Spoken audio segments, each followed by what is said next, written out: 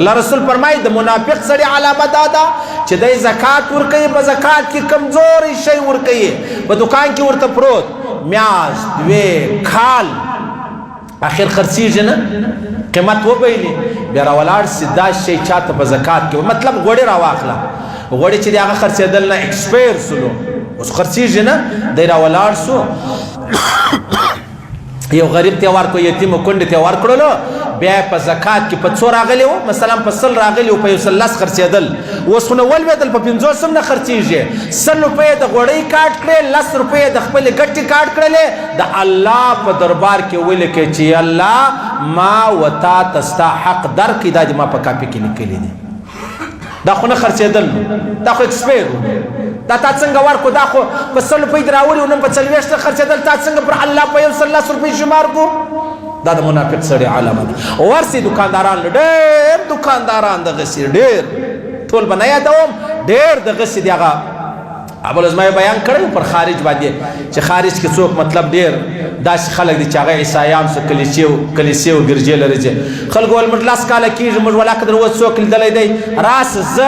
زه تا ته کم کورونه در په ګوته کمه چې دا کور دا کور دا کور دا د کومه ځایه تللی دی، دا د کومه ځایه تللی دی، دا عیسایان سو راسه زه در وښیم. ته نه خالي په اسټرالیا کې مه پسې ګرځه، په نیویارک کې مه پسې ګرځه،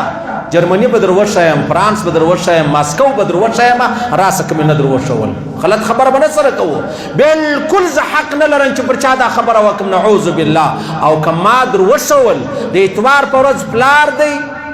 لور ده او زوی دی، دا کلیسې لره نه تلل، راسه زما لاس را کاټ کړه، تا به نه یې لیدلې، نو بس خبره خلاصه ده. زه دا نه وایم چې ټول زموږ بهرنیان چې دي هغه مطلب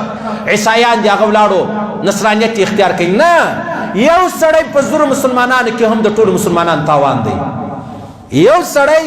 دا ډېر لوی تاوان دی، 99 کسان 999 کسان بچاو، یو پکې ولاړی، دا داسې دي لکه ټول مسلمانان چې ولاړ شي تباه شي. صحیح سلو. نو زموږ ډېر دکانداران داسې دي، کپړې نه خرڅېږي، بیا راولاړ شي طالبانو ته مدرسې والا ته ورکړي، مدرسې والا ته ورکړلو، مثلا 100 تانې ورکړلو، شمار یې کړو په هغه قیمت چې د ده ډېره ګټه و پکې، و چې د جن راواخیستل، هغه چاندې والا جن راواخیستل، مدرسې والا، طالبانو دونه کالي څه کوي، موږ کالي څه به وکړو،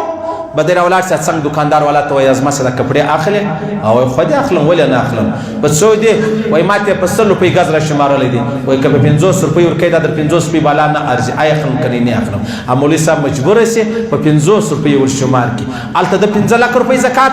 شمار کوي، دلته راولاړ سو په 2.5 لک روپۍ هغه زکات هلته، و د الله سره څونه لوی خیانت نه دی. د الله په دربار کې زما سره یې وکړه، ستا سره به یې وکړم، د جهان سره به یې وکړم، د لوی الله سره یې څنګه کوو؟ ولې ایمان اسلام دې ته وایي. د الله رسول منع کړی و چې کوم څوک زکات ټولوي، نه به اعلی شی جن راګرځوي، نه به ادنا درمیانه شی جن راوګرځوه. ایمان دا دی چې اعلی شی د الله په لاره کې په خپله ورکې، منافقت دا دی چې کمزوری شی د الله په دربار کې ورکې، او بیا میانه روي دغه ده. د الله رسول په خپلو صحابو ته فرمایلی د چاره میسه دې پسه راوستی په زکات کې، دا مه کوه چې اعلی پسه راولې، یا دا مه کوه چې ادنا پسه، نه به ستا خبره چلېږي چې اعلی پسه راکړه، نه به د مالک خبره چلېږي دا کوچنۍ پسه واخله، یا درمیانه هغه درمیانه چې مطلب نه ګټه نه تاوان هغه جنې راواخله. ډېر زموږ خلک ډېر والله دا د الله سره ډېر لوی خیانت دی، د اسلام د کلمې چې موږ ویلی د هغه سره ډېر لوی خیانت قطعا یې مه کوئ، بلکل یې مه کوئ. د الله رسول قسم اخیستی دی چې ته زما زکات په زکات زما مال کمیږي، د الله رسول فرمایي په ذوالجلال دې مې قسم یې که ستا مال کمیږي. اوس موږ د سترګو خبره ومنو چې وینې یو، آیا که د محمد رسول الله خبره ومنو چې موږ په غوږو اورېدلی ده، موږ به د محمد رسول الله خبره خپلوو هم اورو هم، او ایمان مې هم دی ورباندې. نو معلومه دا سوله چې په زکات کې به ردي شی نه ورکوې، دا د منافق سړي علامه ده، قطعا به نه ورکوې. او که دې ورکوي ټک دی زکات دې ادا سو، خو د الله په دربار کې به درېږي. د دې مثال دی لکه ډاکټر راواخله، ډاکټر ته ورلې تا پرپیس ورکوي، بلکل د پر ټیم دی مطلب دته ډاکټر ته ورکړی، اوس ډاکټر راولاړ سو تا ته 2 نمبر دوا در ولیکله، چې 2 نمبر دوا در ویل ما تا ته پرپیس در کړی ولو، نو تا ولې ما ته 2 دا خو زما نور نه جوړه کوي، دا خو زما نوره خانه را خرابوي. اوس په دغه ډاکټر د حکیم دا طبیب د الله په دربار کې څه ورته وایي؟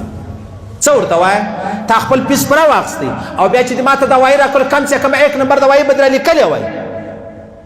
نو اوس په څه چم کول کیږي نو داسې چې کم څوک ردي شی ورکوي هغه به د الله په دربار کې پوښتنه کیږي جواب